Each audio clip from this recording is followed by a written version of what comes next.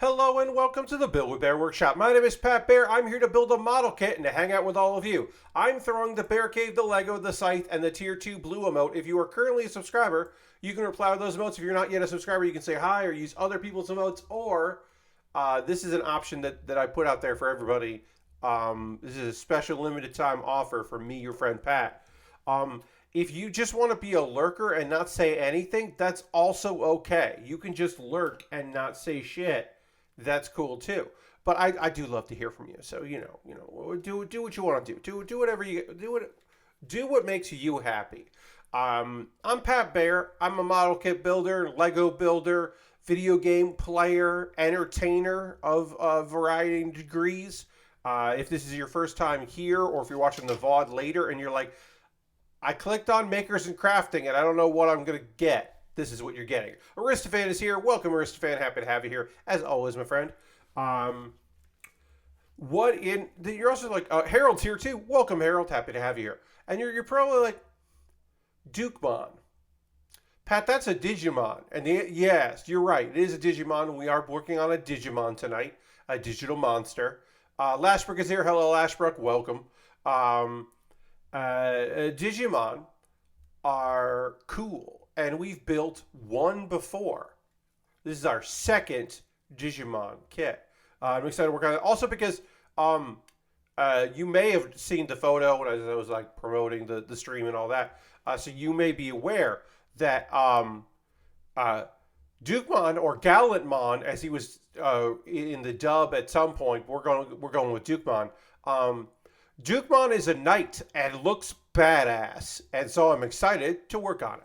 Ooh, I regret to inform myself that we have dropped down to 31 subscribers. It was 32 for a moment there, for a couple hours today. It's back down to 31. If you would like to become a subscriber, now would be an awesome time to do that. If you want to gift a sub to somebody in the community. Look, do we have to get to 40? No. Would it be great to get to 40? Yes. Will I shut up about it when we get to 40? Until the next time we drop below 40? Yes. Tonight's agenda: work on a new kit. The standard kit is not amplified. It is not the wacky world of like, well, we can do whatever we want because it's a model kit, not an anime or a manga. The regular kit, show accurate, as they say. We're going to work on that. That's the first thing. We're going to talk about holiday stuff, including my schedule. We're going to talk about the construction that's been happening around the house. This house, specifically, that I'm in right now. We're going to probably dunk on the richest dunkable man in the world. And then I had this thought, we might get to it, might not. I might save it for another stream, of a secondhand or third-hand story that you have that is now part of your life, that you tell people, but it didn't happen to you, but you have told it so many times that it kind of becomes your story to tell. But it's like, I heard this from someone else, and they might have heard it from someone else too, but I've told it enough that my friend group brings it up. Oh no, it's now my story. It's not, though. Because I was reminded of that because a old friend of mine was like, hey, so where did blank happen? And I had to remind this person, I don't know. You would have to ask the friend that told me about it. So we might get into that. I don't know. It occurred to me that would be... only have so many stories that I've never told on stream. And I think this tale... I don't think I've told this tale on it. So maybe. Who knows? Let's see. Anything else going on with me before we get into the building? I will say this. I am still verified on Twitter, and now because Twitter Blue is back, I could change my display name to just Pat Baer instead of Pat Baer soon PAX Unplugged, which is great because I'm PAX Unplugged. I won't be the PAX Unplugged soon. It's gonna be a while before there's another PAX Unplugged. I didn't go with my holiday name. I'm going to retweet my tweet. Speaking of Twitter here, I didn't go with my holiday name, which is "And a Patrick in a Bear Tree," or if I was going, "And a Patrick in a Bear Tree," which I think is pretty fun. It's better than Xmas Bear, which is what I used to go with. Also, I am no longer notable in government or entertainment. I think it's like notable in government, something. I can't remember the exact one. I'm no longer that. I am now a legacy verified account, and I may or may not be notable. I'm a legacy at Twitter. That sounds terrible. But yeah, I am now no longer notable. How quick did the name change go through? Pretty immediate. As soon as I saw Twitter Blue show up on with a refresh, I went in and tried to change my name just to Pat Baer because I don't want. My fear is that things are going to get fucked up and it's going to be stuck with and a Patrick and a bear tree for a long time, which isn't. It's fun instead of being inaccurate. So like I'll take it. It's no Hark the Herald. Well, yes, it is no Hark the Herald. You're not wrong. Anyway, we should get into building Dukemon. Excuse me, pardon me. Sorry about that. Let's get into model kit building here. I think that's what we're all here for. Lester says, I thought they were going to be manually reviewing name changes. Maybe that's only for people who pay. I don't know, Lashbrook. I put it in. It said no, and then a minute later it worked. So maybe I was high in the queue. I don't know. Or I am not nowhere. Or they have an automated system that looks for Elon Musk or derivatives of Elon Musk and rejects those. And because mine did not have that, they just accepted it right off the bat. I assume they have something. Because there's not a lot of employees at Twitter right now. All right, let's go to the overhead. And, we got to pull this forward. This got all kinds of off-center. We'll zoom in a little bit here. Yeah, that looks fine. Great. Anyway, I guess we'll start here. Look, as a wrestling fan, I take great pride in the ability of an audience to decide if they like someone or not, right?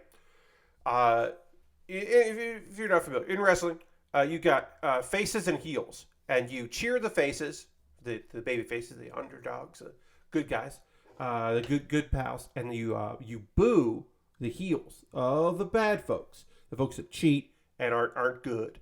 They're not good. Sometimes you like the bad people, and sometimes you don't like the good people. But it's your choice, and the audience has a say in that.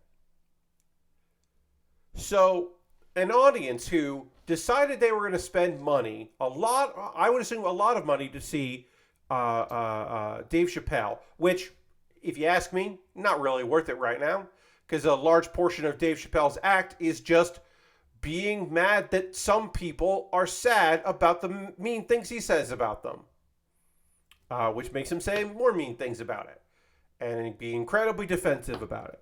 Hey, Lord Crashington. So anyway, Dave Chappelle apparently thought it would be fun to bring Elon Musk out, who is, I should remind you, not a comedian or a funny person in general, or a storyteller, or an actor, or anyone of real note for it by way of performance. Mr. Bob's here too. Hell yeah, Mr. Bob, welcome. Elon Musk is just fucking Elon Musk. And like he's charismatic for like the most losers of all loser people. Not a notable entertainer, Estefan, you're right. The formerly richest person on the planet. Yes. A man who sometimes is the richest person on the planet and seems to want to change that. He seems dead set on reducing his wealth, which is remarkable. Anyway, the audience started fucking booing him. And just really fucking booing the shit out of him. And like, Elon Musk knows that he has haters, but he doesn't, like, put himself in a position to, like, interact with haters. Like, on Twitter, he will talk a big game, and that's fine, because he has, like, people, like, backing him up. And, like, maybe in his day-to-day life, someone yells some dumb shit at him about how he is dumb shit. But whatever. But like, even if it was true, which it's not, that what Dave Chappelle told him, which was, well, it was only like 10% of the audience, which is what people tell you when you have a bad set at a stand-up club. Oh, it was just like a couple vocal people. They didn't speak for everyone. The people that were happy you were there just felt like silenced. Like, that's the thing you say to people when they're having a bad time. When the audience universally decides, oh, fuck this. No. When you bomb. Yes. And then Dave Chappelle, who, again, has made a lot of terrible decisions about what he should be ride or die about, i.e. transphobia, decided that he was going to defend Elon. Now, he could have made a joke about the situation, not at Elon's expense, although he should have, obviously. But he could have, if he wanted to, have made a joke about the situation to diffuse it a bit, to be like, damn, are you all Twitter investors? What's going on? That's a terrible joke. That's not really a joke. But you can understand where I'm going with it. There's a way to handle the situation that is just like, you could even make a joke at his expense, right? And lighten the mood. And go like, damn, y'all get hit by Teslas or something? Boom. Huge laugh. Very fun. At his expense. You apologize later. You go, I give it to everybody. Yeah. You do run the risk that one of the richest people in the world could decide that he hates you. And I guess Dave Chappelle is not as fearless as he presents himself, where he feels very tough against trans people, but not necessarily wanting to rile up Elon Musk. So instead, he decided to defend Elon Musk, which, as you are well aware, did not go well. Because he started yelling at people at the balcony for being poor. Because if they weren't poor, they would have had better seats. Now, a reminder, those people spent a lot of money to have bad seats just so they could say they saw Dave Chappelle. So it's one of those things where, like, look, the customer isn't always right. The customer is always right in that you let them make a bad decision because that's the decision they want to make. I'm not saying that an audience gets to dictate what happens in a show and gets to dictate any of that stuff, right? I'm not here to say that stuff. I am here to say that if you're selling out places, that fucking rules, and you should be grateful that people want to pay money to see your non-jokes, because Dave Chappelle does a lot of complaining these days and not a lot of joke telling. Now, am I a stand-up comedian? No. I gave it a shot. I realized pretty quickly I like improv. I like sketch material. I like doing character work. I don't really love writing jokes and repeating those jokes over and over again. That's not my thing. It's not my thing, as it were. But I have worked in comedy theaters where stand-up happens for many, many years. And I have opinions on stand-up. And one of my biggest opinions on stand-up is, don't be an asshole. That's my opinion on a lot of comedy in general, but it also appeals to that, right? And Dave Chappelle's gimmick these days is being a fucking asshole. And I think he should stop it. That's my big opinion. I think he should stop it because it's hurting his comedy, because it's not comedy. A lot of the stuff he's doing isn't comedy. It's just sadness and insults and being very hurt inside that people are daring to be like, hey, what if you fucking didn't? And Dave Chappelle does not want to hear that. Does not want to hear that he shouldn't. Because it's a comedian's job to push boundaries and to fight the blah, blah, blah. No, it's not. Look, you can tell jokes. And sometimes comedians, like a lot of art, not all art, because not all art has to do this. Some art can just be fun. But art has the ability to speak truth to power. But when you are not speaking truth to power, you are just repeating the status quo. And a comedian that is stuck in the status quo is bad. You can be a very talented comedian stuck in the status quo, repeating talking points of monsters and hateful people. But you don't have to do that.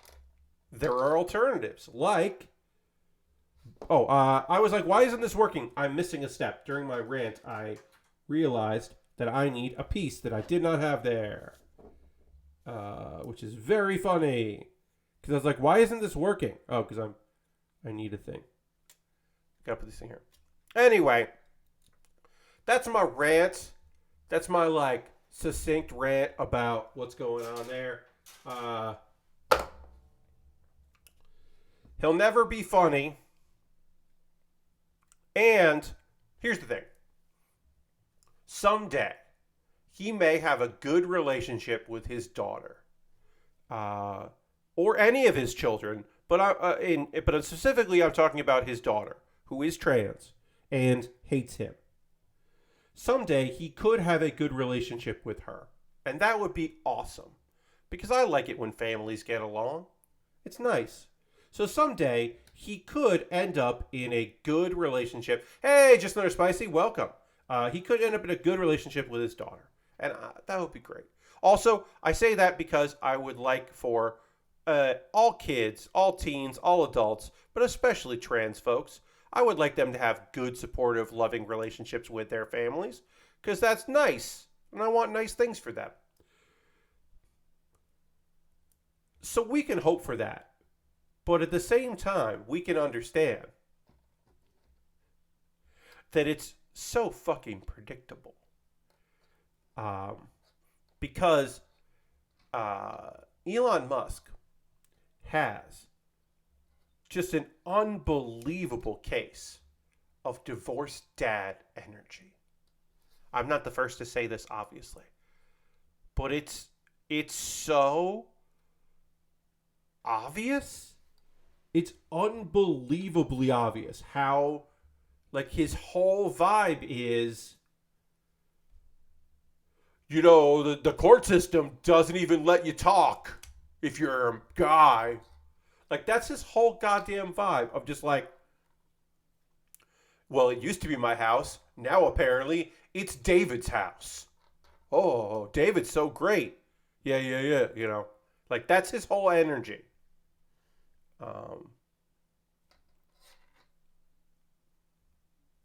You can't say anything anymore is his whole energy. And it's tiresome and obvious and weird.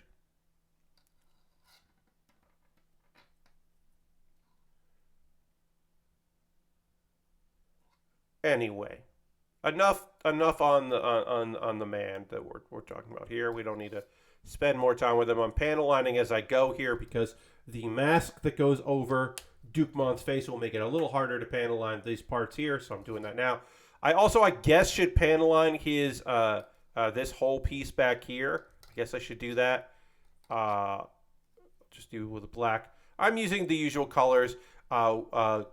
Gray on any white pieces, black on anything, basically any other color other than red. There's no red. Oh, there is some red on this kit. I'm sorry. There is some red on this kit. And so I'll use brown on that. But just about everything else I'll probably use black or gray. Other things we can talk about here. Hey, construction is happening on my house. And I know what you're thinking. That's terrible.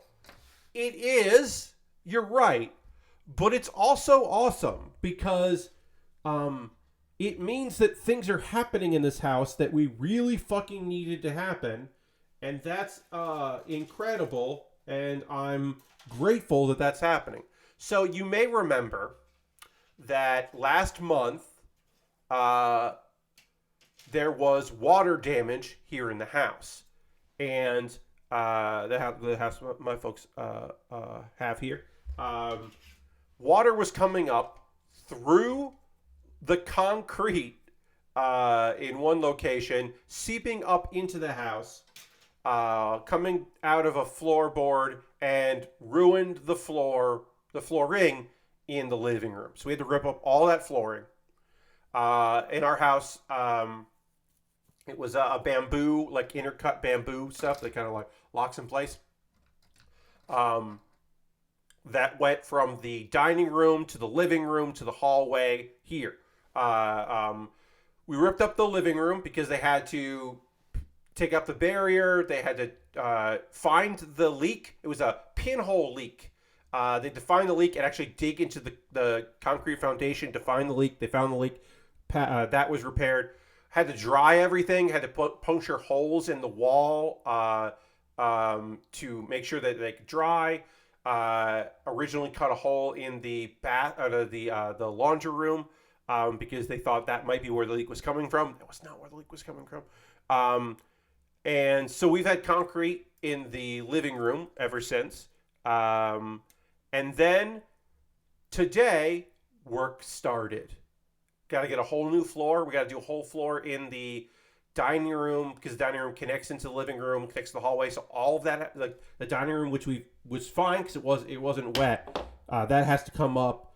And we had people come in today to do drywall and replace one of the boards on the wall there, wainscoting or whatever you call that.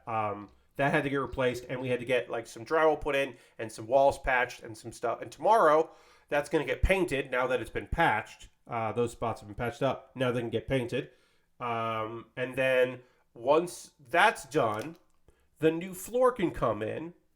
And then when the new floor is done, they can clean up some stuff and all that. My folks do have homeowners insurance. This is being covered by that because this was not an act of God. This was a pipe issue. So that's all taken care of. But it's been a very slow process to get all this done. I'm grateful for people working hard. And actually, it was supposed to be on Thursday. The painting and work was supposed to start Thursday, Friday, and then they came in on Saturday. So theoretically, the floors could get started before. But even if they don't get started before that and just they do it on Saturday, that still means there's a very good chance that will be done before Christmas. We don't have anyone coming over for Christmas, but I would love that for my folks. To just have this nightmare kind of be over would be incredible. I'd be so glad for them if they just didn't have to deal with this shit and it was just fixed. So I'm very grateful for the work that's being done. You got a company that's doing this work that has to deal with, payments from an insurance company, and the insurance company had to send an adjuster out, and then there's like whatever, and like the flooring has to get bought, and of course the flooring was done like 4 years ago, so you're not going to get matching. So you got to do the dining room. You can't not do the dining room too because it's all got to match, and the hallway's got to be done, and it's all this stuff, and like stuff has to come out of the rooms and move around, and it's a whole lot. It's a whole lot of stuff going on, but there is light at the end of the tunnel, which is the work is actually getting started, which means the work can be done. Because I thought we weren't going to be able to get to this until January, because like the project manager had to come out, but like wasn't available around Thanksgiving because why would they be? And then I was like, oh, this is not going to get even started until January. And my folks, you may remember this, friends. My folks go to Florida at the end of January through most of February, if not all of February. And so that would have left me in charge of the project. And I mean, I can handle a project, but it's my parents' house. I don't want to be in charge of that project. So I'm very grateful that work is getting taken care of, and I don't have to be the one. Because even if things get delayed, we're going to get done before they go to Florida.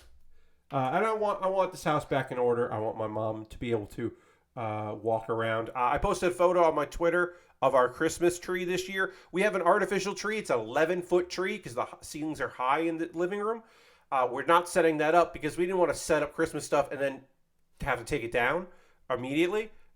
So we just got we got a real tree and we put it in our screened-in porch. and it's nice, but it's just not as big as it's been. So we did get some good news on that front, and I am very happy to say that. I have stickers to put on. Turns out there's a lot of stickers on this. I got 1, 4, 2, 3. Okay, I got 5 stickers here.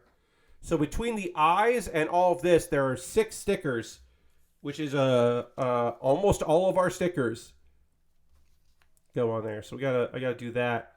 They're all grouped together, which is nice. So gotta put these stickers here on Dukemon. So anyway, it's good news, is what I'm saying to y'all. I am grateful to be able to say that there's some good news and stuff happening on this whole thing.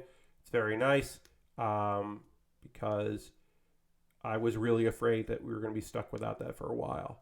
Luckily, the damage wasn't super severe because it started coming up, and it was like, it's not raining.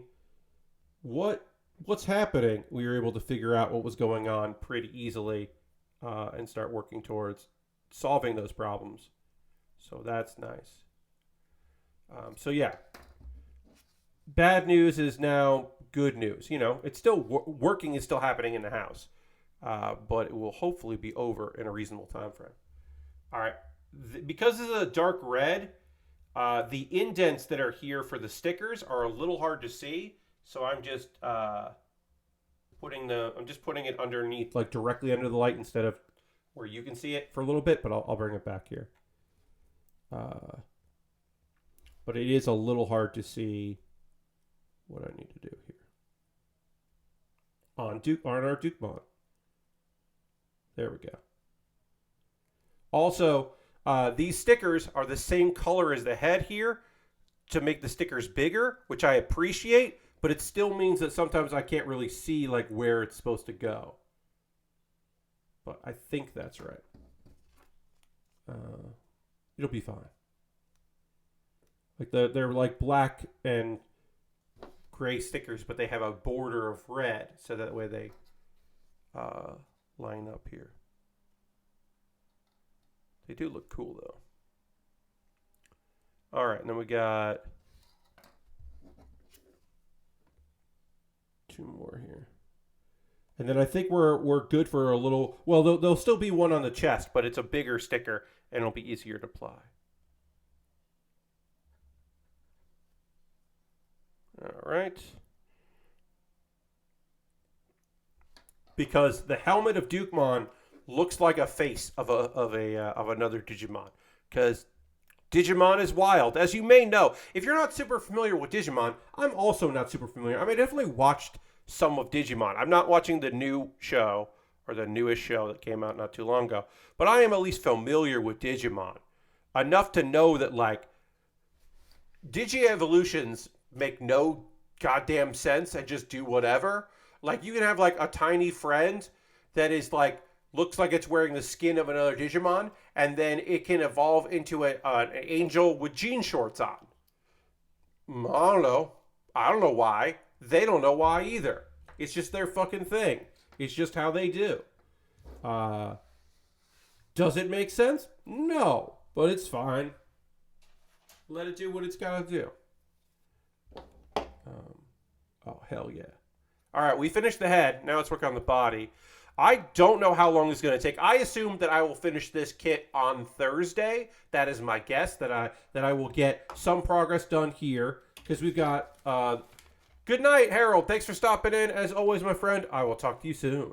Yeah, we got the chest here, and then the torso, the arms, the legs. I don't think this kid has a big shield and a lance, so maybe we won't finish until Saturday. I will have a good idea today of how long it's going to take. I was a little surprised this won the $10 because my $10 patrons voted for this over 2 other kits that are recent additions. I bought this kit and a Zabungle kit. It's the Zabungle WM walking machine from Zabungle. I bought those 2 kits at the same time during a Thanksgiving sale. They were both on discount, and I was like, these are good purchases for me to make. And And I thought for sure that the Zabungo kit was going to win, but Dukemon won instead. And I'm fine with that because the Zabungo kit is a glue kit. And I like glue kits, but I also like snap kits because they're just way easier to do. All right, so I need D3 and another D3. Oh, okay, D3 too. Got it. Holiday stuff. My streams are the same, friends. My streams are going to be the same. I'll just say that now. I'll talk more about it as we go here, but I have no plans to take any streams off for the rest of December. I will stream on Christmas Eve. I'm going to do a Christmas Eve stream. We're going to do a Lego set. It was purchased off my wish list by my friend Dave, who specifically was like, "This is a Christmas gift." I don't watch the streams that often, which is still very kind of him, and I appreciate also being honest about it. But Dave picked up the Lego Christmas Penguin, so I'll be building that on Christmas Eve because I'll have plenty of time to stream. I won't be eating at that point, and on occasion, I have been asked to attend Mass on Christmas Eve with my mother. And she's kind of stopped asking me, and I've not brought it up, which has been nice. So, and if she does, I'll say, well, I have to be streaming at 9 p.m. Sorry, I have a commitment. So I'll be streaming on Christmas Eve. I'll also be streaming on New Year's Eve. And New Year's Eve stream will be a 3-hour stream. We will start at 9 p.m. Eastern, and we will end shortly after January 1st. So we will roll in, ring in the new year here on the old bill with Baer. And I believe that we will play Jackbox Party Pack 9 into the third hour. Like after, we'll do 2 hours of model kit building and then switch. Because I'm not great on 3 hours of building. So I thought we would just do a combination. I've done this before. We would just do a combination where I would stream for a bit, model kit building and talking and hanging out. And then we'll play some games. And then we'll ring in the new year and maybe go to a countdown thing, but probably just it'll tick over and I'll just be like, yeah, and we'll feel great. And then we'll raid somebody on another coast so that we can do it all over again. That's the plan anyway. And then normal streams throughout, bonus streams. The last Tuesday of the month will be Pat Bear's Anime Club. Tomorrow's stream is going to be another stream where we are watching matches in WWE 2K22 that I recorded last night, and it was a fucking nightmare. I tried to do another Hell in the Cell match, and they couldn't get back into the ring again. Last time I tried to do it, they got stuck. They broke out of the ring and couldn't get. So they broke out of the cage and couldn't get back in. This time, they just got stuck and neither would roll back into the ring, and you can't take over a character or something. So I just had to give up on it, which was a shame. Also, a match, I won't say which one. One of the matches that I recorded, they don't like being in prison in cages. You're right, Lord Christian. One of the matches that I recorded broke unbelievably, and then accidentally, it's incredible. It broke, and I know why it broke. And I was like, I'm going to stick this out because this has actually been a fun match, and I want to see if it can fix itself. And it did. It did fix itself. But it took so long, and it's a complete and utter accident that it completed, that we had to include it. I was like, I'm not doing this again. This is nonsense, but good nonsense. So I have 8 matches to show tomorrow. Next Tuesday, don't know what we're doing. I haven't done the schedule up for because we're not quite near the 15th yet.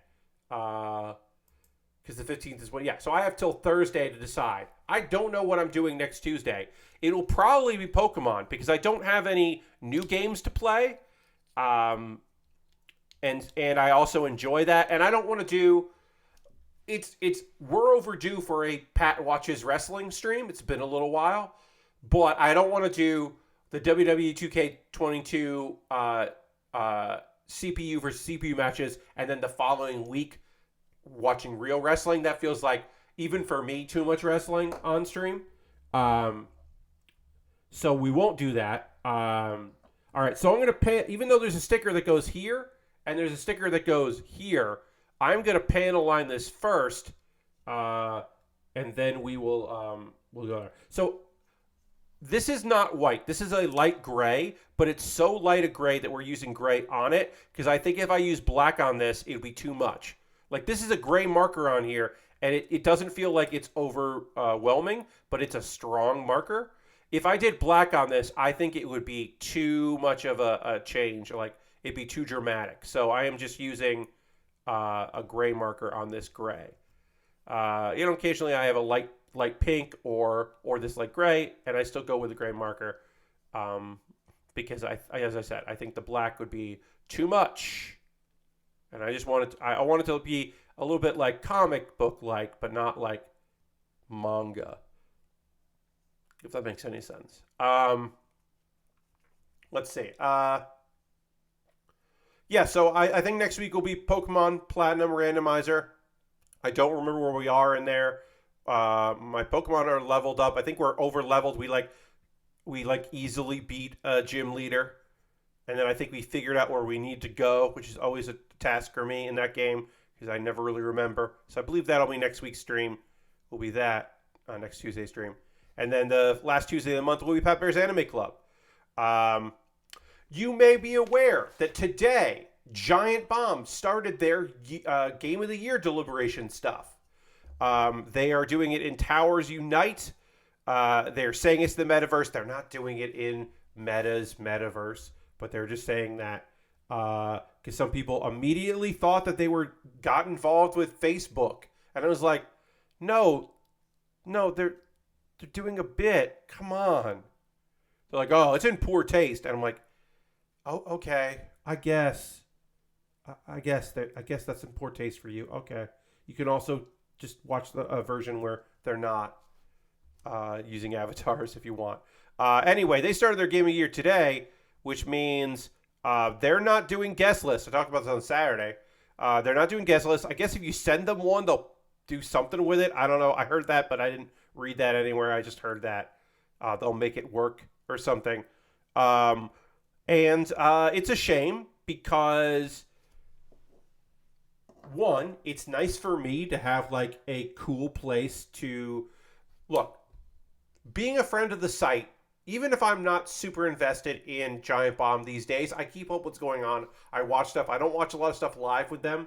But I keep up with the podcast. I keep up with what's going on. Sometimes I do actually catch on Thursdays. Sometimes I will catch Dump Truck Live. But I'm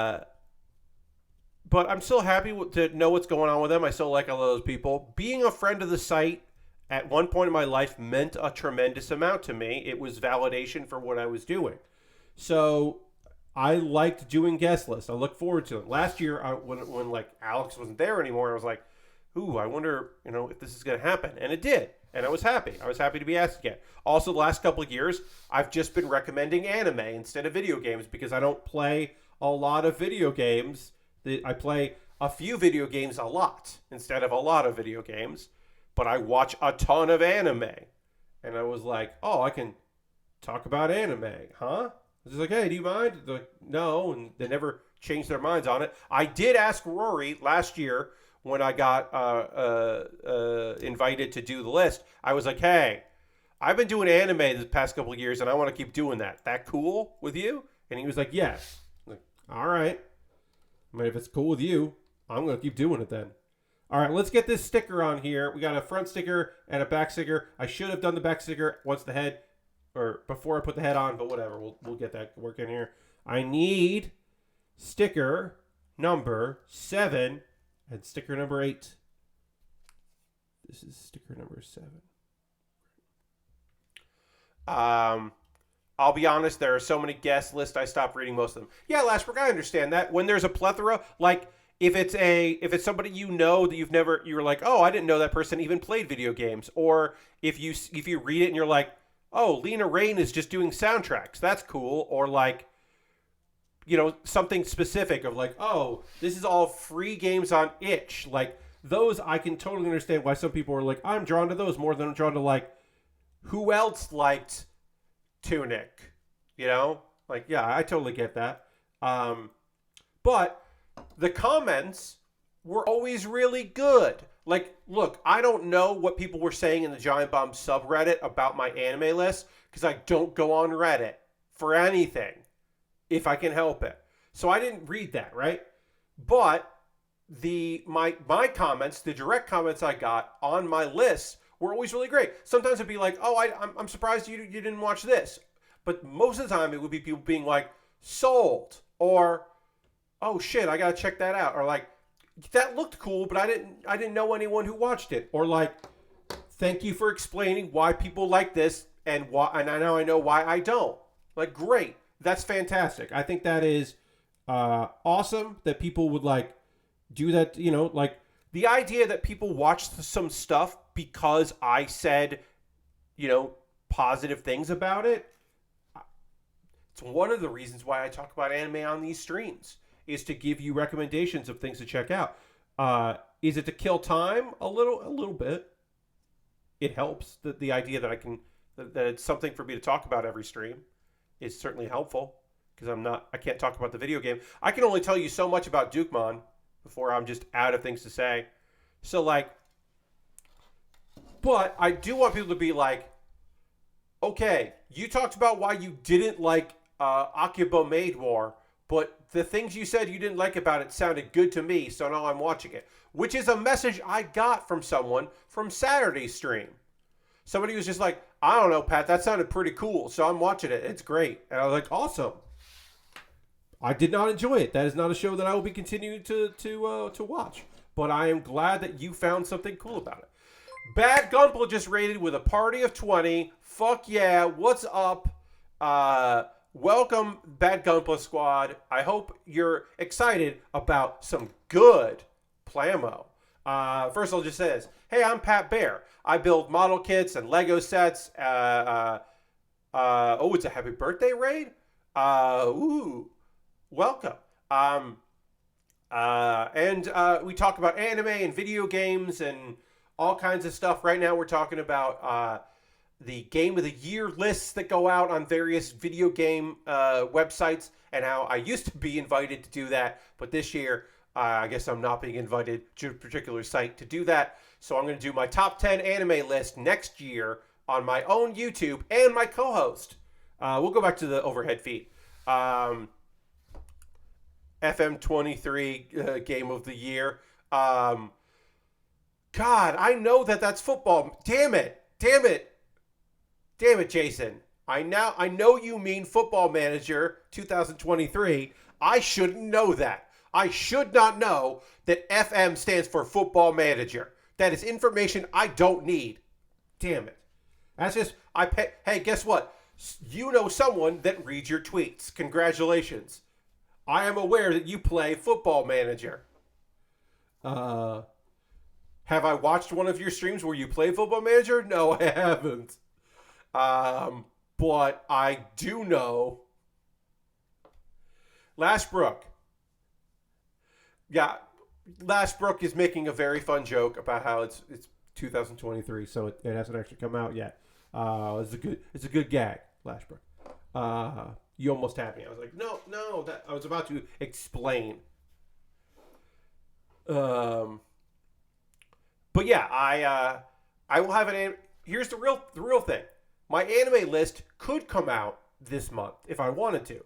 I have 10 anime to go in that list. The problem is, a couple of them are from this season, and I want them to be done. And then, like, Witcher Mercury is taking next week off, and then, like, one other week. So, like, it's not going to be done until, like, partially through January. So, like, I've got to have a little bit of time. I am intrigued to see, like, where this goes, where there's, like, we'll talk about it later, about this episode of Witcher Mercury. But, like, I think the sadness is coming. That is my big prediction. Because we're getting some, like, interpersonal drama, but I think we're going to get some like devastation drama coming. I think that's on the way, which is great because I just want to know where on my list is Witch from Mercury. Spoiler alert: Witch from Mercury is going to be on my top 10 list because it's fucking good. But I don't know where it's going to be on that list. I have to kind of like figure that out. Spy Family Core 1, the first part of it was unbelievable, and that alone would put it in my top 10. This Core 2 kind of makes the case that maybe there shouldn't have been a 2-core season, because this season was like, we're putting bombs on dogs, motherfucker, and they were like, nah, and that was awesome and thrilling. And then it was like, and now other stuff is going to happen. And you're like, are you building to anything? I'm not sure if you are or not. So, like, I kind of want to see where this ends before I'm like, and Spy Family is my, top 2 or whatever. Can't believe they dropped the Epigee Wish and they're just peacing out next week. Yeah, Lashbrook.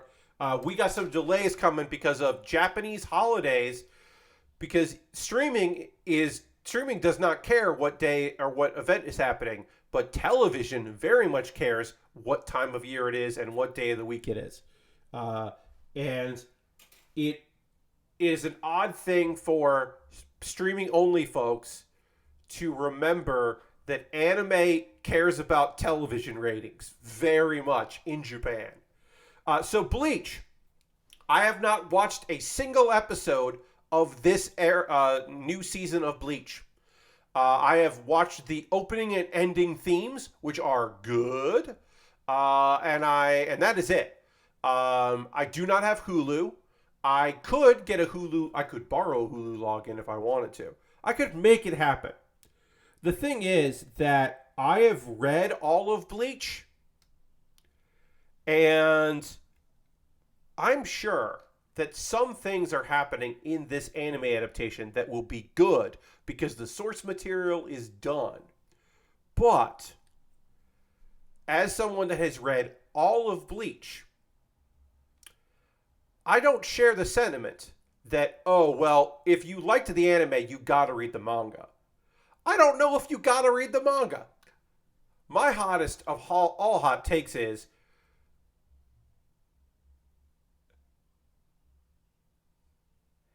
Ichigo is a magical girl, and that's fucking cool, and at the time could have been subversive, but isn't. Because also Ichigo is the ultimate chosen one, where he is a special little boy that is just gonna be the strongest and gonna solve the problems, and yes, the anime sometimes glosses over the manga pages and pages explaining the intricacies of why all of this is like makes sense, that Ichigo is the chosen one. But also, I don't need pages and pages and pages. You made him everything. I don't need it. I just didn't need it. And that's been my vibes about it. Like, look, the vibes, the feeling of Bleach when it aired, when I was watching fan subs of it, when I was watching it on television dubbed, when later I was watching it subbed, on like decent quality DVD. Like, it was an important show for me, and I will always think of it fondly. Number one, Ichigo's theme is one of the best anime themes, like character themes of all time. Because it's just fucking rockin'. It is just a song with cool guitar solos where the singer is just like, can you believe how fucking awesome I am? And there's like background vocals that are chorus was just like, can you do you feel it? Do you feel how fucking dope I am? Like how good I am at what I'm doing right now? It's an all-time anime theme like top 10 anime awesome themes for a character. Like, unbelievable how good number 1 is.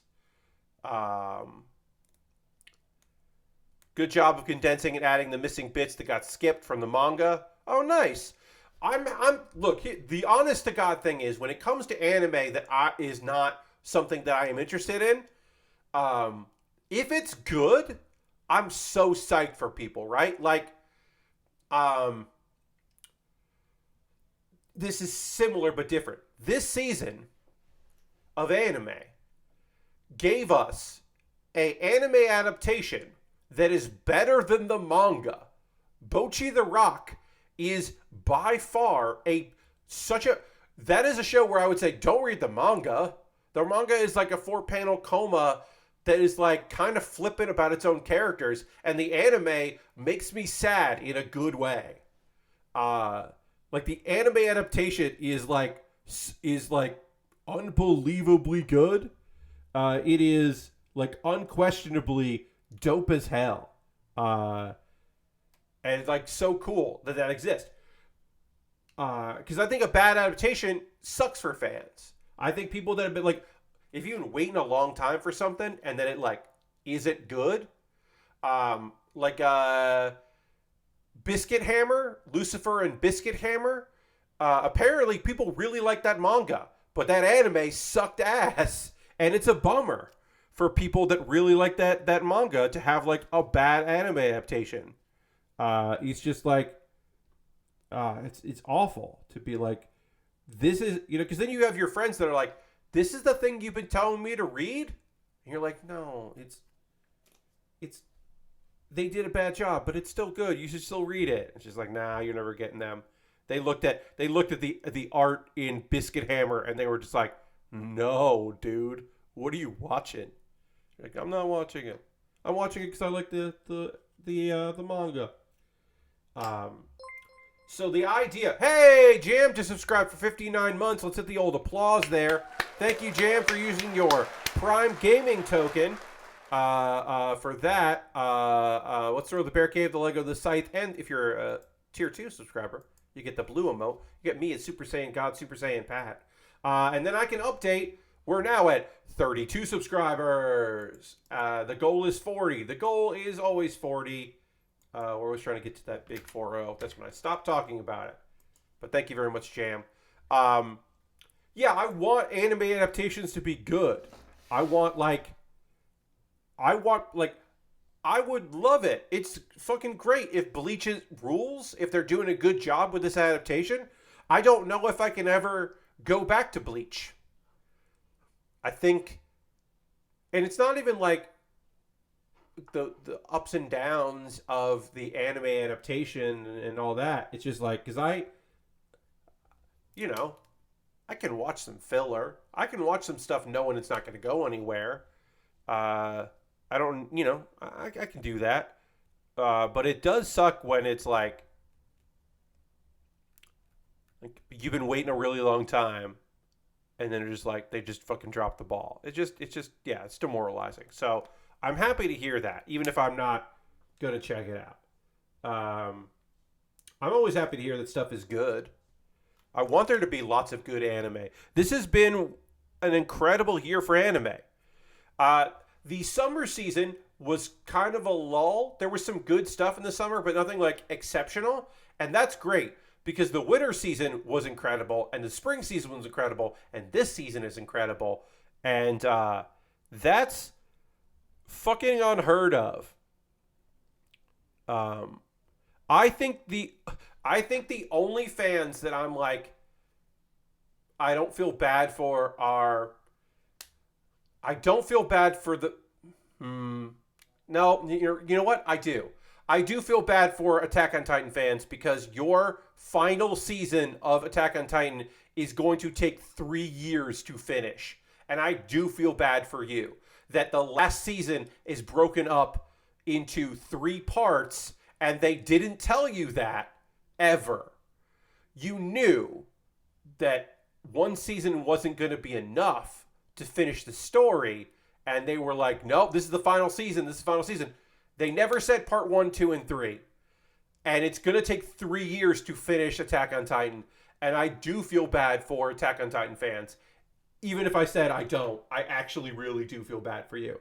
Because that's ridiculous. Arctic Sloth says, I totally got lost in Dwarf Fortress and missed half the stream. Well, you're here now, Arctic Sloth. And yeah, you're playing Dwarf Fortress and that rules. I'm glad you're having fun. As someone, this is Lawn Fryer, says, as someone who has committed to completing Bleach anime after waiting years for the manga, I will say I'm not going to drag the old readers kicking and screaming back into watching it with me. Yeah, I mean, they got to find their own way. And also, it's on Hulu. So, like, that's a barrier to entry for some people. Last Rick missed lunch yesterday because of Dwarf Fortress. And yes, yeah, final season. Yeah, we say that. It's the final season of Attack on Titan, part 1, 2, and 3.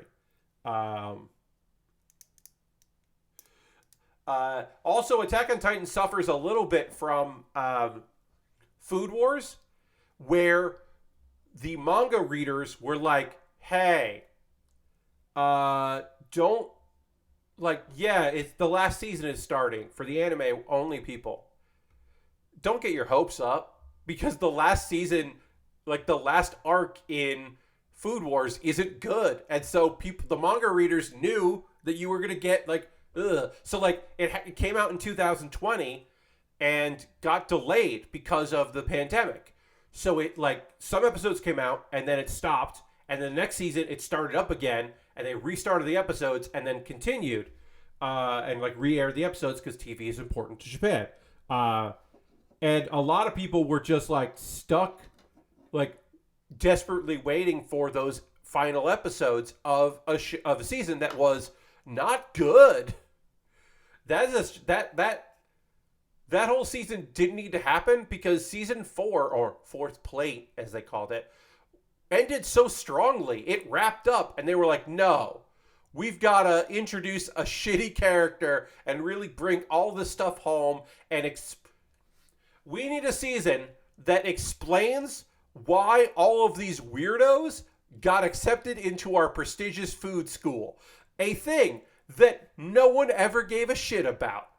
Did you really need to know why the ultimate goal, why all those weirdos were accepted and it's like the best class ever at the food academy? No, you didn't need to know that.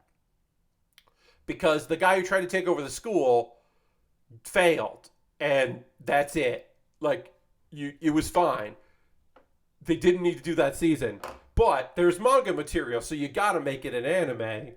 But it was mostly where people were just like, And I think a little bit of like that is for Attack on Titan, where it's like, I don't know, you might fucking hate this.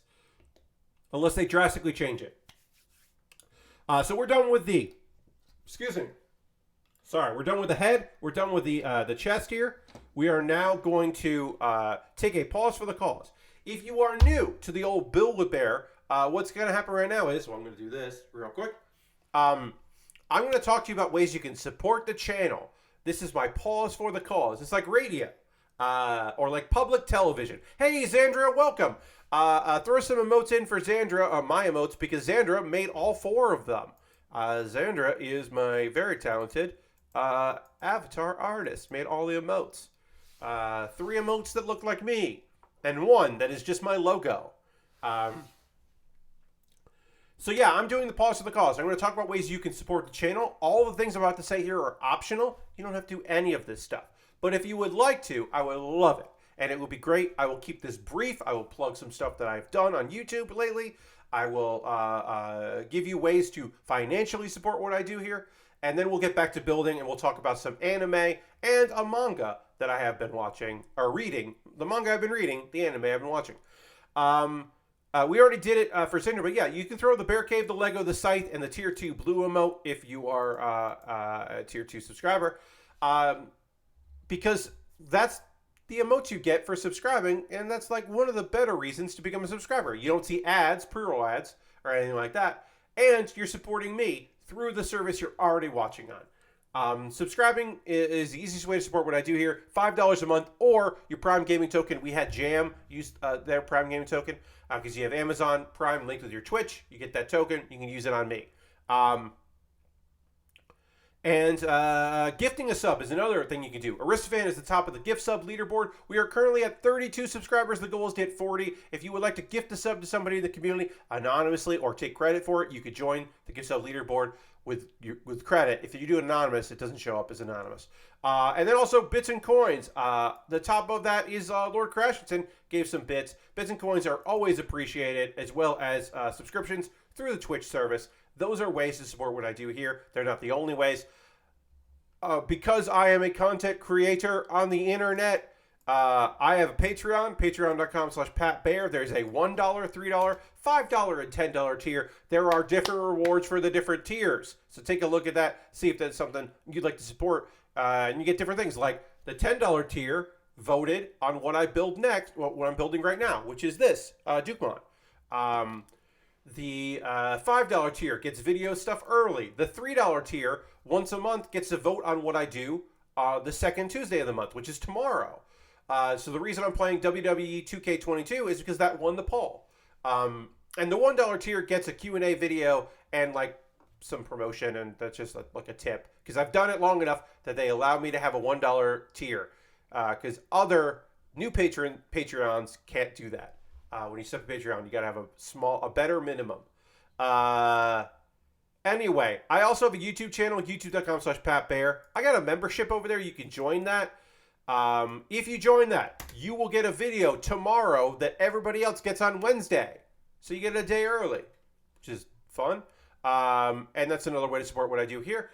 Those are all monthly ways, but if you just want to do a one-time donation, because if you donate during the stream to any of the following ways, it'll go into a fund that I'll use to buy model kits and gear. That's coffee and PayPal and stream elements. Because everything I make through direct donations through YouTube, which includes AdSense, so watch my videos, through Patreon and through Twitch goes into a fund. I take money out of that fund. This was bought on a holiday sale, a Thanksgiving sale, Dukemon, and also the Zabungle from Zabungle. And I was able to buy those because of your generosity, so thank you very much. I got a premium Bandai kit coming in December, towards the end of this month. The Red Rider, which will be the third of 4 Rider kits. And I was able to purchase that kit because of your generosity as well. Now, I have my backlog. This was picked out of my backlog, Dukemon, but there's another way to see a kit get built on stream and jump the queue. Everything that's purchased on my wish list jumps the queue and becomes the next thing I buy. I have an Amazon wish list. Check it out. See if there's something there that you would like to spend money on for me to build, including the Rising Gundam, which is a very old kit from the 90s that I would like to build. I've never built the Rising Gundam before. Somebody bought it off my wish list, and then it got lost in the mail, and they got their money back, and then they didn't buy it again, which I understand, but I still like to build it. But yeah, I got Lego sets, I got model kits, stuff that right now, like, I added the Quibbly kit. It's a high grade that's fucking reasonably priced. It's on Amazon Prime right now, shipping for $23, and that's like a decent price for a model kit. So that, I was like, people should get that. I got some Lego stuff on there. I also put another, I put War Greymon, the Digimon War. I put another Digimon on there because I don't know, maybe people are psyched about me doing Digimon kits. But yeah, I got a bunch of stuff on there, different prices, some really good, some not so good, and some gear at the bottom because who doesn't like gear? Some people don't, but I like having new gear. So see if there's something there that you would like. Consider it a Christmas gift to me. You don't have to. Alternative to that, I have a Throne wish list. I recommend Throne because they very much care about the people who are making lists and protecting their privacy. They really fucking give a shit about that, and I love that.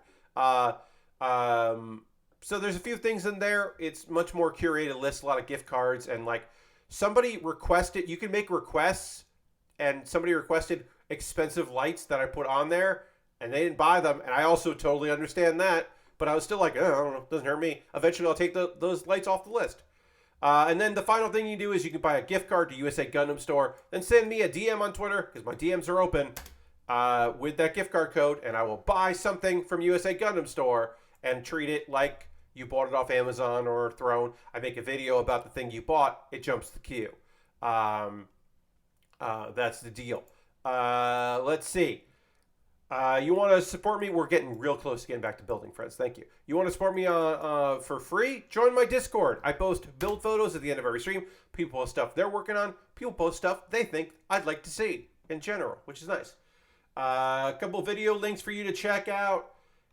If you missed it, the latest Pat Baer's Anime Club is actually Pat Baer's Manhwa Club. That's right. It's about South Korean comics. I recommended some scrolling comics that I think are real good. So check out this Pat Baer's Anime Club, which is actually legitimately Pat Baer's Manhwa Club. Next Pat Baer's Anime Club, which comes out next Monday, will be my 2022 awards. It's like the anime awards from Crunchyroll, but it's me and stuff like Best Initial D reference. It's silly awards that I give out that don't mean anything.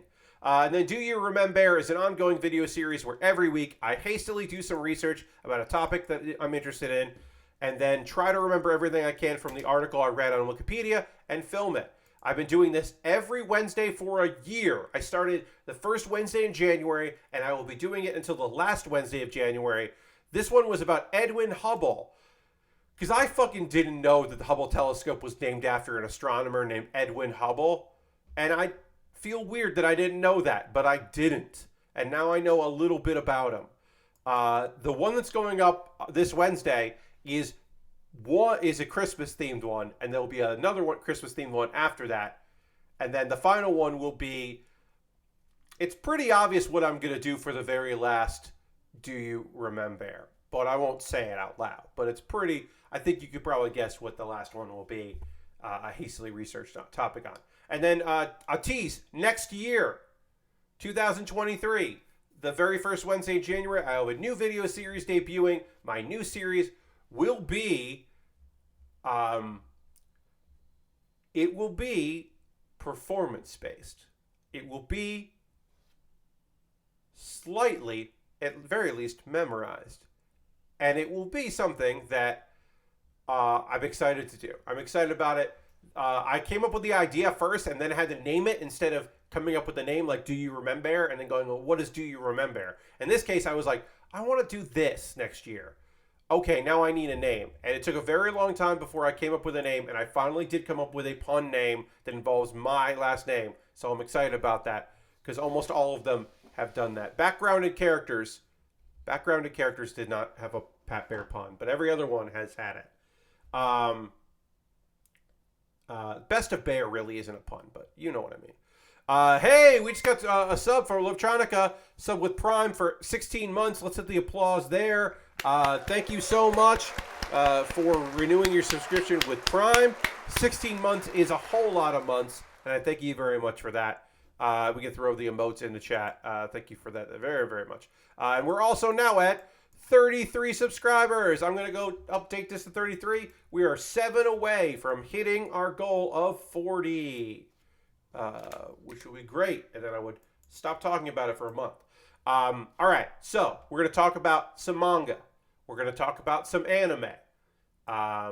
Before we can do any of that, I have to drink some water because I need it. And we will transition to the overhead and start working on the right arm of Dukemon in just a moment. But let's dramatically transition to the overhead camera right now.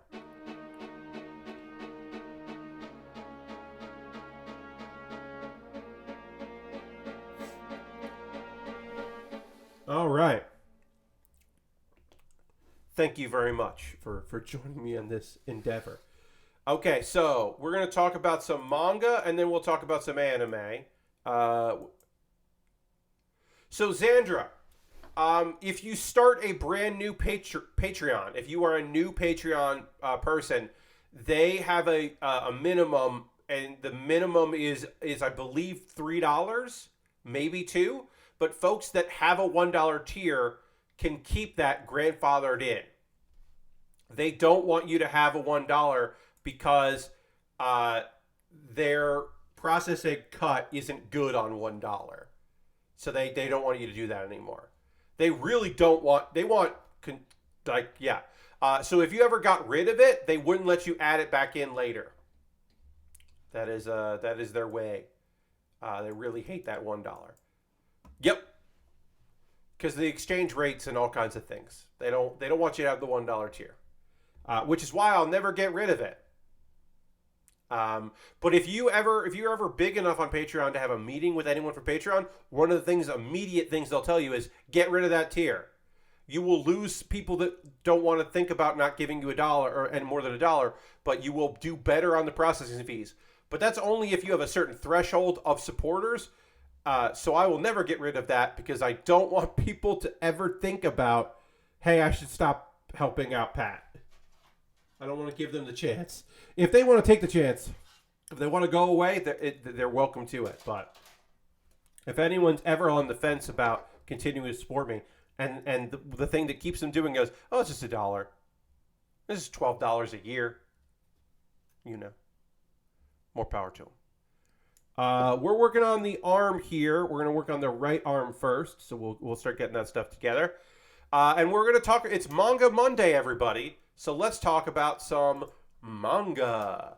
I have one piece of manga story to talk to you about, and that is the Otome game Heroine, Strongest Survival. Yeah, it's an isekai. Duh. I read a lot of isekai. Now, is this your traditional Otome game, a dating game, a Japanese dating game based isekai? No. Because those normally are like either you are the heroine of it and it's like you're having a tough time or whatever. Maybe you're like, I don't really want to do this, whatever. Or, oh, you're the villainess. That's very popular, right? You are now like the villain. Or another thing that's popular is you are a mob character. You are like an unimportant character in this story and you're just kind of there. And it like doesn't really matter. But then you become important because you are your own person and you are also aware that you are in a game world. This is not that. Our main character, Alicia, who goes by Aria in the world. Alicia had her own fucking problems before she realized she's in a dating game, right? Because she is just like, she's an orphan and the owner of the orphanage is a garbage person and sucks. And so she's just like dealing with the loss of her parents and dealing with the fact that her living conditions are awful and that she has to like help look out for people and it's bad. And she's already fucking dealing with all of that. When a weird woman shows up and tries to murder her. And this weird woman tells her some shit that at first she does not understand what's going on, but later understands the deal. This woman is reincarnated into this world and was like, I'm just some girl. I'm not important in this world. Like I'm a mob. We meet a mob character. And also she's older because she was just like, oh, I'm in the video game world. I'm in this game that I really like, but I don't, like I'm not the main character or whatever, but I get to watch everything, right? I get to watch everything and I get to see from it. No, because she's older. So she doesn't get to go to school where this thing takes place and hang around and watch the characters from the game that she loves interact with each other. She didn't get to do that. So she decides the best option for this woman is to take over the body of the heroine, who is also a reincarnation and from the world, but doesn't have her memories. That's our main character, Alicia. She's like, the thing I need to do is transfer my soul to your body so that I'm the main character of this story. And you're thinking, well, that's a fucking dark ass manga, Pat. That sucks. Don't worry. Our young lady, main character, manages to grab a fucking rock and kill this nutty woman. Uh, and the thing is, part of her soul had already transferred. So knowledge is in her. Knowledge of the world, knowledge of what it means to be a game character. She doesn't have her memories of her other life, but she does have this girl's memories of this world and what it means to be in this world. So she's already got that going for her. So she knows that someone else is going to take over the orphanage eventually and it'll be better. So she's like, great, I don't have to be here for this. I'm going to be adopted by a family and become the main character and all this other stuff. My parents died just to move the story along as a backstory. Fuck all this. No. So she silently in the night kills the corrupt manager of the orphanage and then bounces. She's out. She's leaving. She takes off and runs away. Steals and goes to the forest, and then she cuts her hair, and she covers herself in ash from a fire so that her hair is not the heroine's color, so she doesn't stand out as much. And she's just like, okay, my goals are to survive in this world, to become an adventurer, to find a place for myself, and to eventually, hopefully, not become the heroine, not be involved in the villainous, avoid all that shit. She doesn't want to do any of that stuff. Where I've left off reading this story, she has been introduced to the villainess. She became a battle maid. Because her quick wits and her abilities allow her to become a maid, security maid. And she catches the eye of a character who will become the villainess if she was the heroine, and she is very unhappy to run into her. Ironhide the Fourth has come in with a joke, as is tradition. I accidentally drank holy water with my laxatives. I am about to start a religious movement.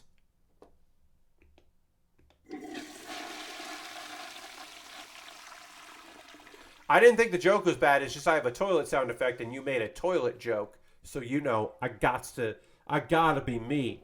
Thank you, Ironhide the Fourth. Anyway, Otome game heroine's strongest survival is good. It is not grimdark like you might expect it to be. It's fucking sad and like poignant in some parts, but it's more to the point.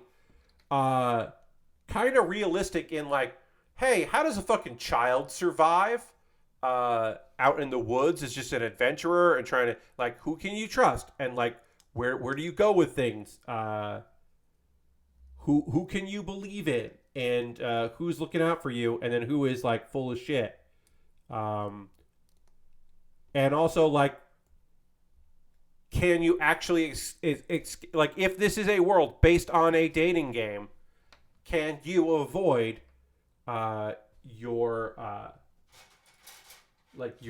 destiny and like as the world is created, or is the world going to do its best to like make shit happen and make you the heroine? So we don't know, but it's a good story. I recommend it. The Otome game Heroine's Strongest Survival.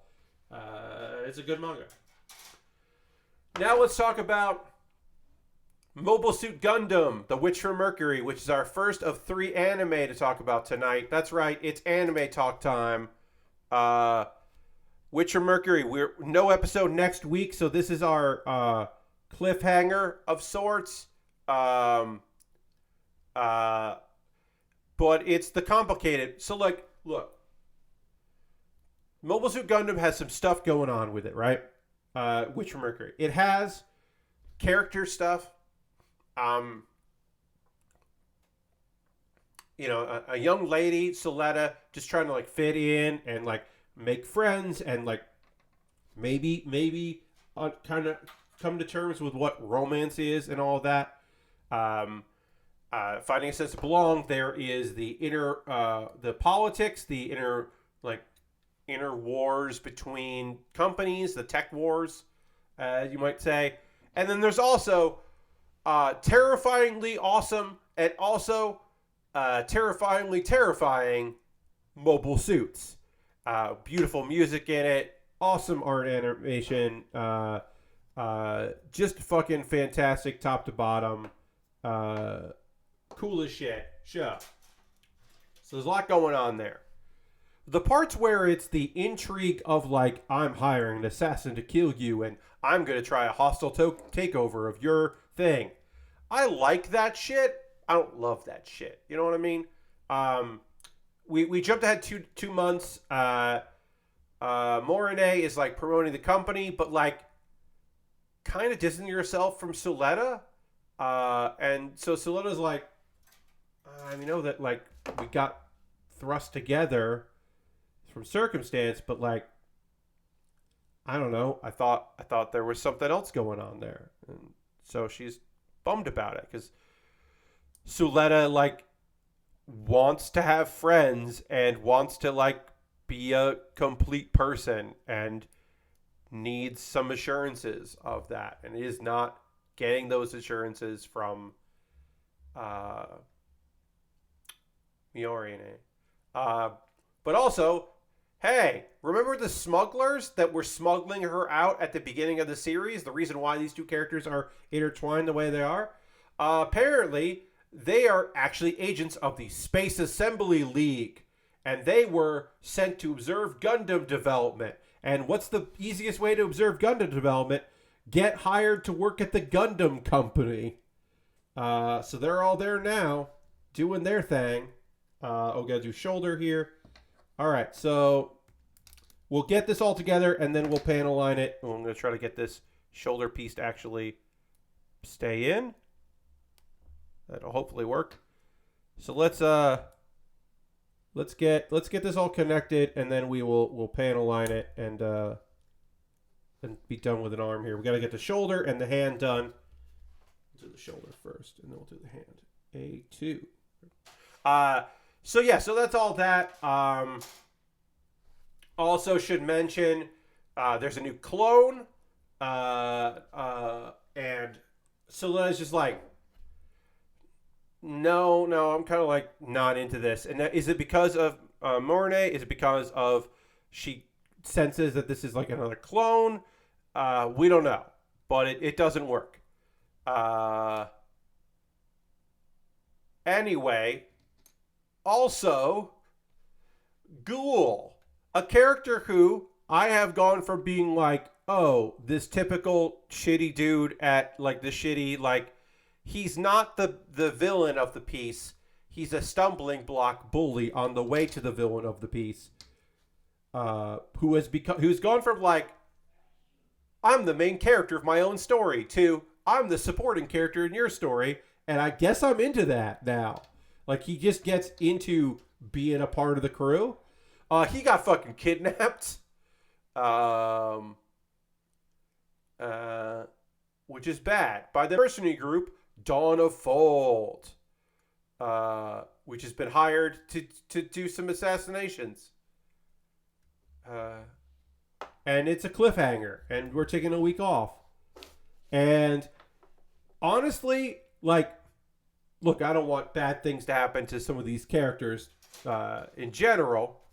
Gundam's messing that kid's plans up all day. Indeed, goes Val. Gundam's really ruined this guy's ability to be the main character of his own story.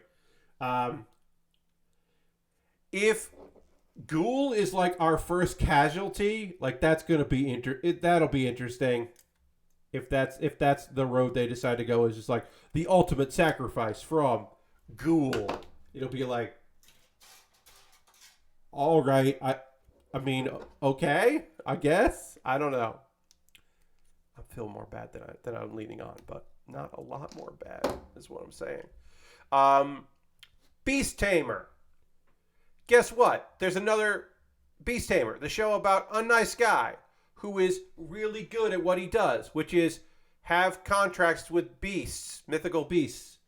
Our guy Rain. He hasn't made a contract with our friends. What's her name? Nina. But he's gonna. We got a rescue mission here, y'all. we got a town where the Lord and the Lord's son are doing devious shit, and they like bought off the local knights who should have theoretically they work for the kingdom theoretically and should have stopped him, but instead haven't done shit about it.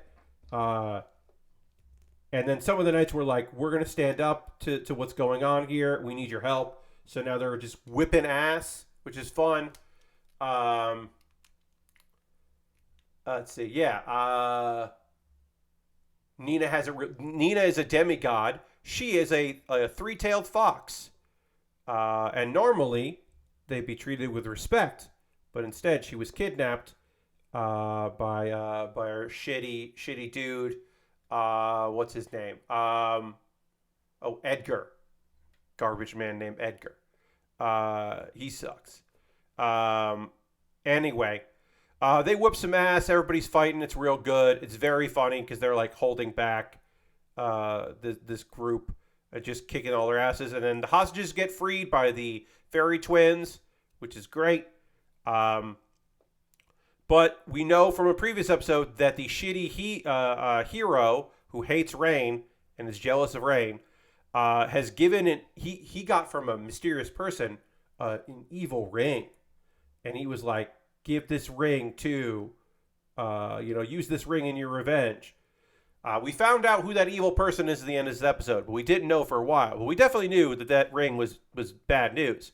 Anyway, this dumbass uses the ring to create a high-level darkness spell, a death sight spell, because a Grim Reaper shows up and sights through Rain. And everyone's just like, fuck, Rain is definitely dead.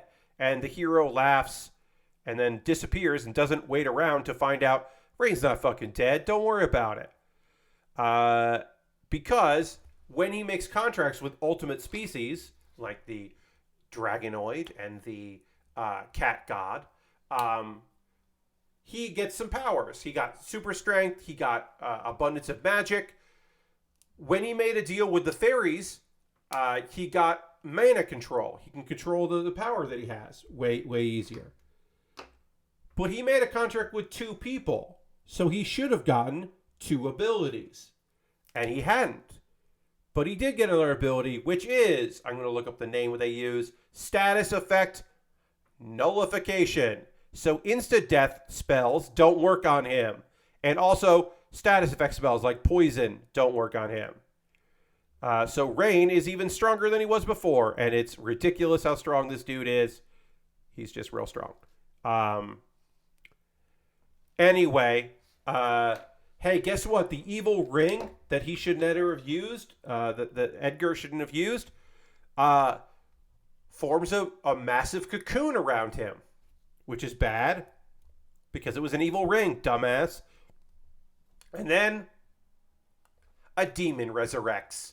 Because apparently it was a demon that was helping the hero because he sucks.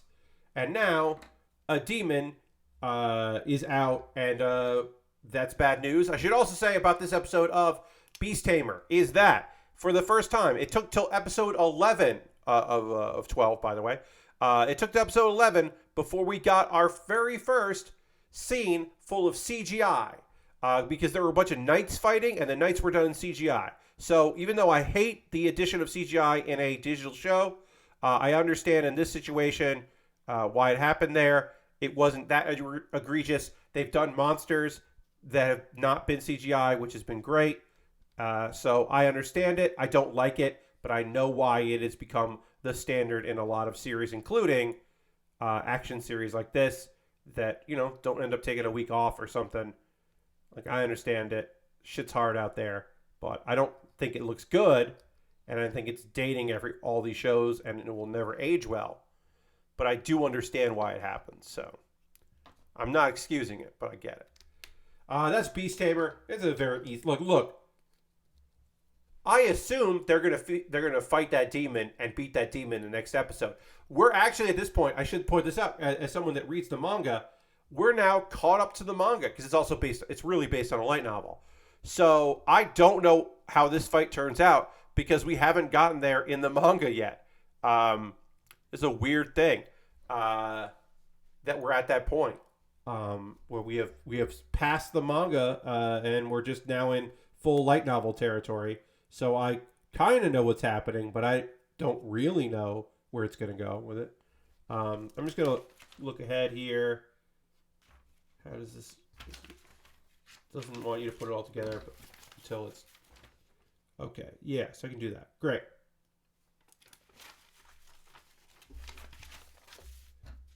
We did an arm. Here's an arm. There's an arm. This piece makes it hard for it to like lay flat for me to like take a photo at the end or show it off. It's gonna be very annoying. Eventually, I'll build some like a waist that can like stand it. Like eventually, I'll have legs on it, and then it'll be able to stand up. It does. Does it come? It does come with a. It does come with a stand. I believe the stand is for the shield. So yeah, I don't have a stand right now for this kit. I guess I'll just try to go like, no, that doesn't work. I was like, maybe I can turn this like I guess I can do it like that. I can turn it like that, and then it's kind of straight. I'll just have to kind of like adjust it. But eventually, I'm gonna have to take a photo of this thing. All right, we can start working on the left arm, where I'll tell you about management of a novice alchemist. This is episode 11 of 12. Last episode, they were like, "Holy shit! We finally figured out why these why the bears attacked us before. It's because there are lizards and there's a salamander inside the mountain. Oh shit! Is this salamander gonna turn the mountain into a fucking volcano? Because I don't know if you know this or not. That would be fucking bad. Ooh, actually I missed a sticker, so let's do that first. There's a hand sticker to go on here that matches the chest sticker. So I need sticker number 9.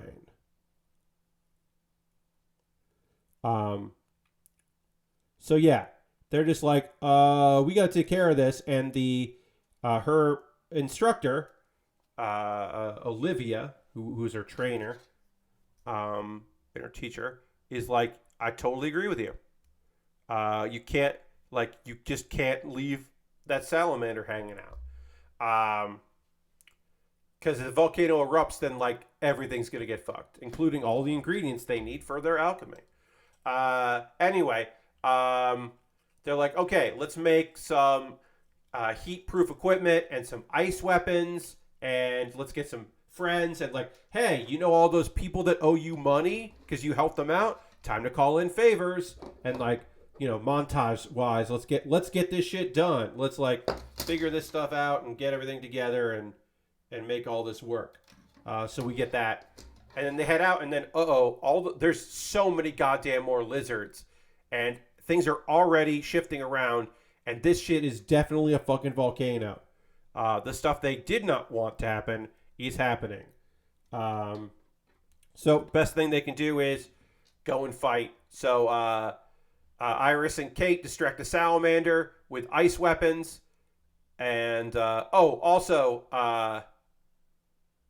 if they got the ingredients from the salamander, one of the reasons why they're doing this money wise, because this show is always about money. It is sometimes about friendship, but it's also about money. One of the reasons they're doing this is because like Kate's dad is in debt, and the ingredients would be able to pay off those debts and help everybody out. So they're like, we should probably do that. Anyway, Sarasa takes off the necklace that like kind of keeps her powers in control, so she can do a giant ultimate spell, which is awesome. And then she like passes out. But they stop. The volcano is frozen solid, and salamander is frozen solid, which killed it. So the earthquakes are done. But then Sarasa's just like, I'm asleep. And I'll say this, friends. I thought there's one more episode left of the show. I really thought this fight was going to take 2 episodes. I really did think that this was going to like continue on and be like a long battle. And I was like, oh, well, I guess next episode is just like paying some debts. And I'm sure the people that like the debts are owed to are going to like fight it a little bit and try to like get out of having, because they want other things, particularly K10 and marriage, so they can become they can buy in nobility. And like, I'm assuming that like people are going to be like pissed about some shit. And maybe her job will turn a profit, because this is obviously this show is a girls doing things show. It's one of 3 girls doing things shows this season. But it is very much about the money. Gotta get the money. So I am not surprised that that we still have like business stuff to do next episode. It doesn't surprise me at all. Still a good show. I still like it. And that's all the anime I'm watching. Thursday, I will be talking about Do It Yourself, Reincarnated as a Sword, and another show. I do not know what, but I will have some time on Wednesday to watch a couple episodes of a show that I have not... Either it will be a show I have not watched, or I will talk about one of the shows that I'm just watching on my own schedule, like Yowamushi Pedal, or My Hero Academia. I could give my thoughts on this season. I don't know. So it'll either be something that like I skipped, like Maid War, or it'll be something that I'm just like, oh yeah, I should probably talk about that. I'm not going to watch Blue Lock. Just going to say that right now. It will not be Blue Lock. I do not want to watch the sports anime where the sports anime that has the brilliant plan of, hey, what about a sports anime where everyone fucking hates each other on purpose and you're supposed to hate each other? Let's do an anime about football, soccer, where everyone is in it to win it, and it's a team full of assholes on purpose. That's by design. What if everyone was an asshole? The anime. And I know that people are just like, this is a really good show. I barely want to watch a sports anime, let alone a sports anime full of assholes. Because to me, the best part of sports anime is when they're all like coming together for a common goal and like figuring out their other issues and like making lifelong friends. That to me is the good shit. So like I don't need to watch like a series where the good shit is gone and they replace the good shit with like, but what if everybody hated each other? It's like, no, because I don't know. Look, I don't know for sure. I get the vibe that they're not going to come together with a common good. Xandra has asked if I have read Tepu. And I was like, yes. I had to like double check. I have not read enough of Tepu. Tepu is like, it's Iron Wind? Yes, Iron Wind. It's Iron Wind. Which is like a ladies like martial arts, is that right? It was like yeah. Yeah,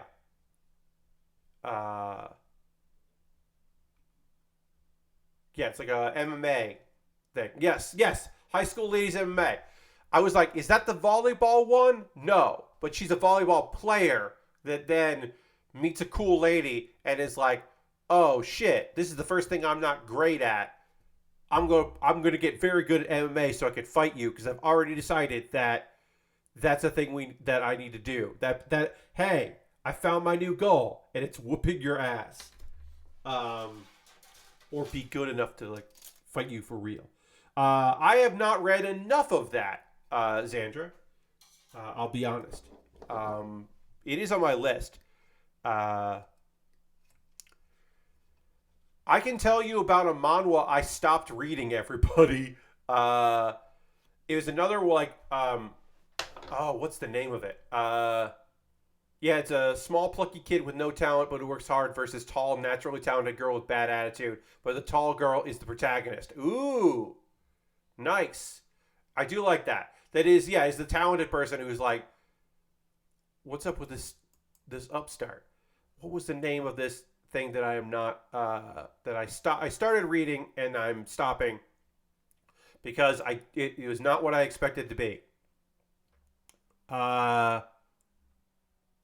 damn it! What is the name of this? Sorry, I'm gonna find the name of this damn thing, and then I will tell you about it, and then you'll know about it. God damn it. It's just starting to get a translation. I'll find it. Damn it. I should have written it down.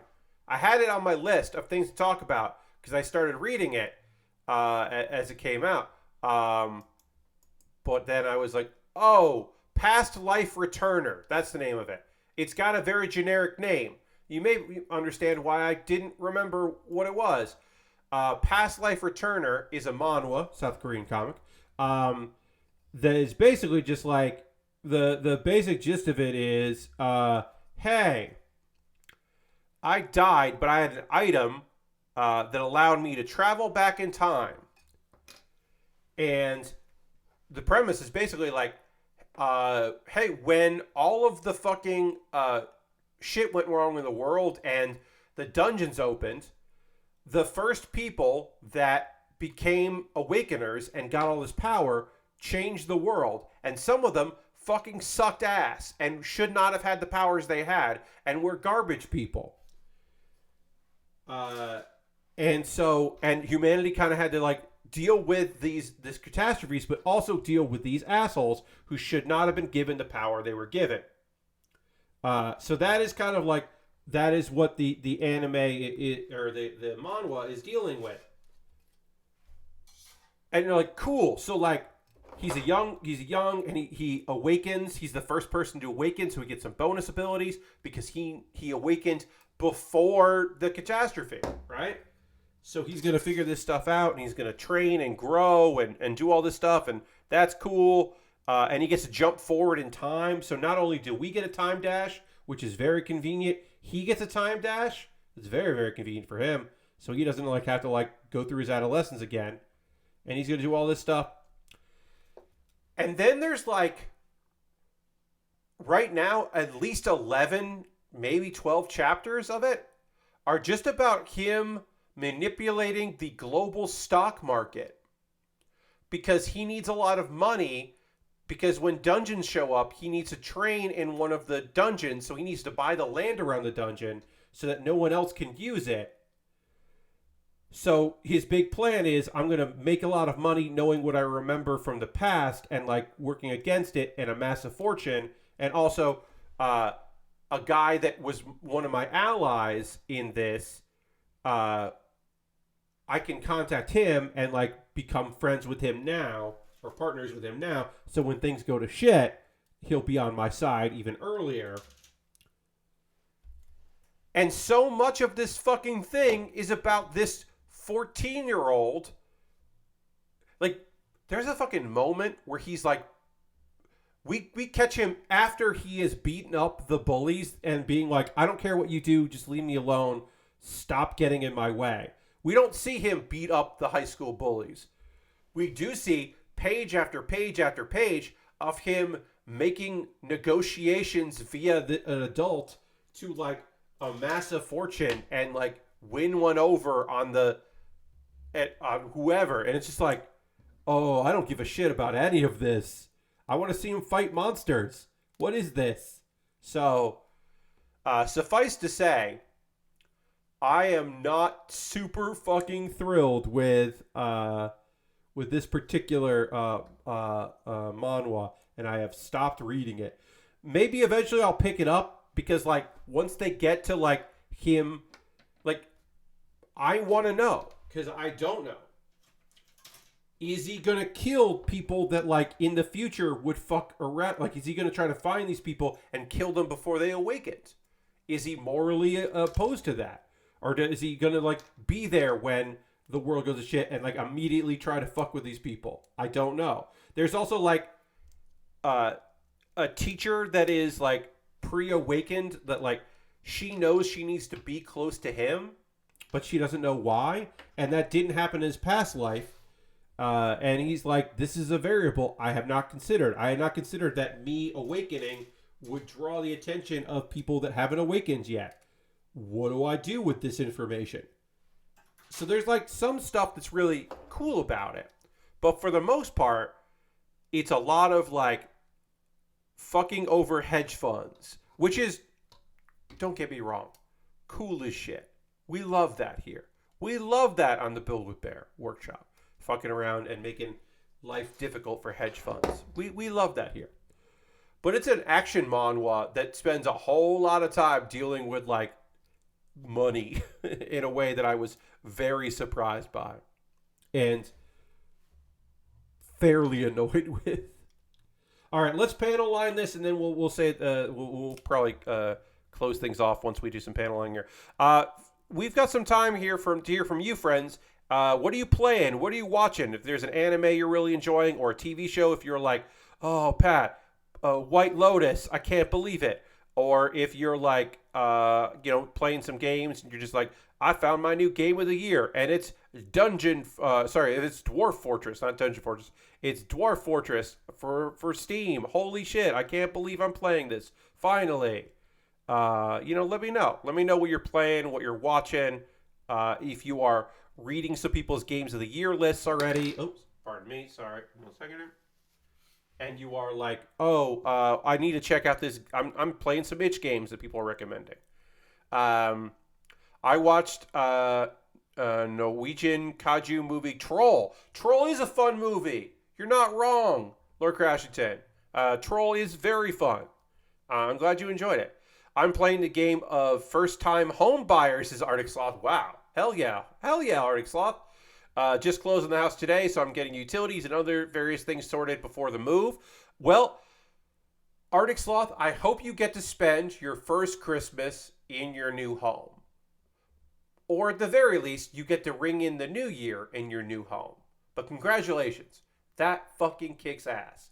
Could not be me. Could not be farther from me. But I can still appreciate how fucking cool that is. Congratulations.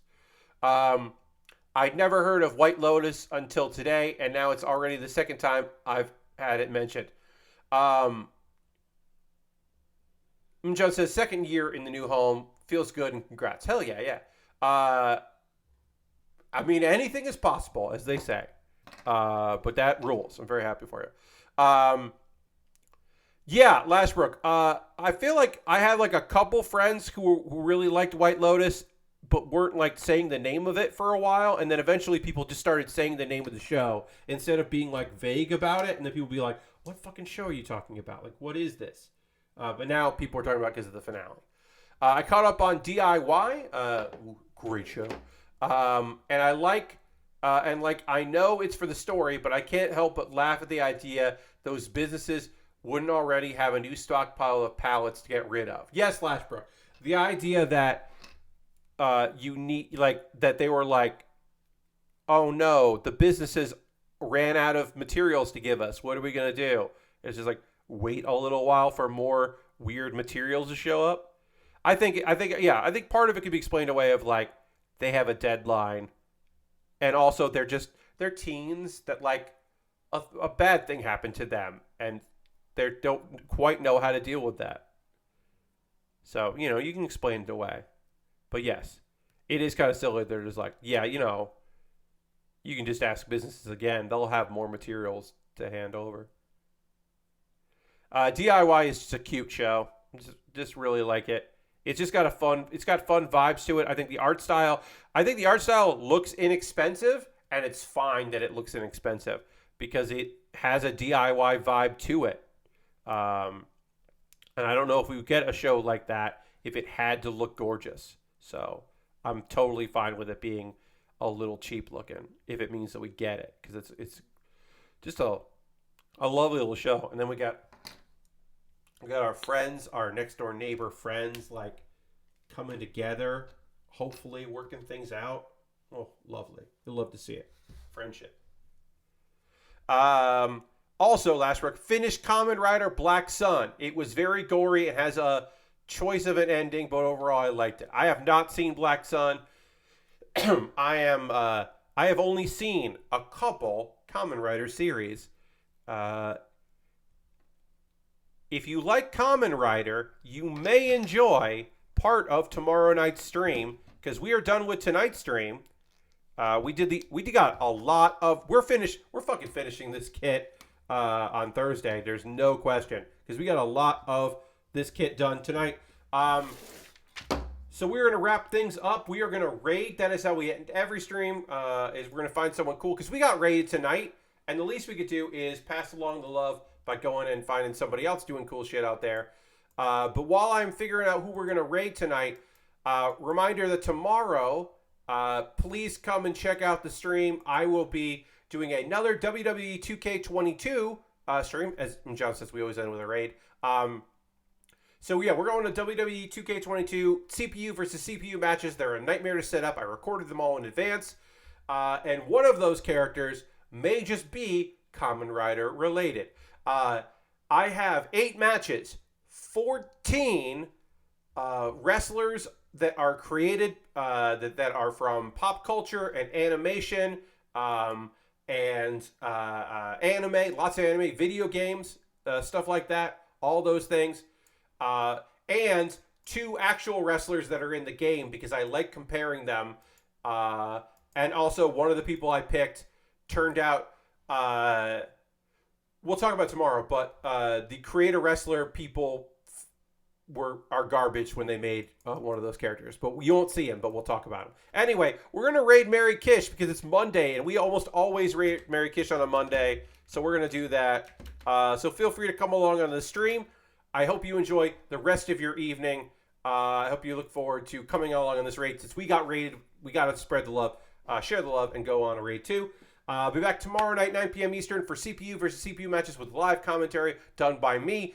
And it'll be a fun night, and I think you will enjoy yourselves. I hope you had a great time with me tonight. I hope to see you tomorrow. Goodbye, everybody. Goodbye, goodbye, goodbye, goodbye, goodbye, goodbye, goodbye.